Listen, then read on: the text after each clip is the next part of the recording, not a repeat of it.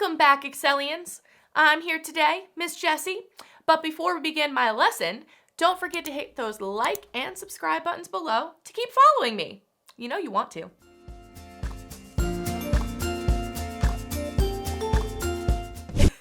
Today, we are going to learn about 3, my favorite number, kinds of proper nouns.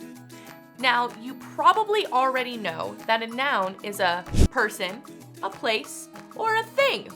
So it will be easy to remember that a proper noun is, well, exactly the same. The only difference is that a proper noun names a particular person, place, or thing. So it is capitalized.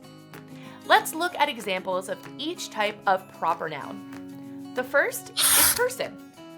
In this example, the teacher gave Judy an A on her history test, or Mr. Jones began raking the colorful leaves on his lawn. You can see that Mr. Jones and Judy are capitalized because of their names. Now look at examples of proper nouns that name places.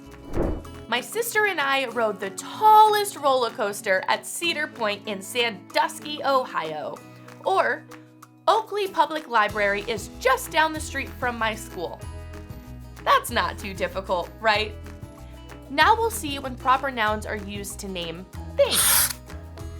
For example, astronauts have discovered that the moon is definitely not made of green cheese.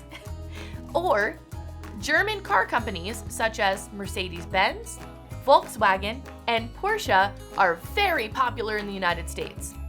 So, grammarians, now you know the 3 types of proper nouns.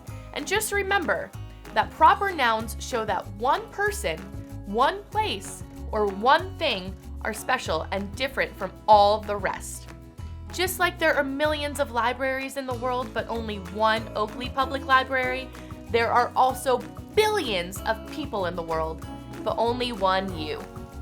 And because you're unique and the only one of you in the world, you get to have a proper noun all your own, your name, just like I'm Jessie.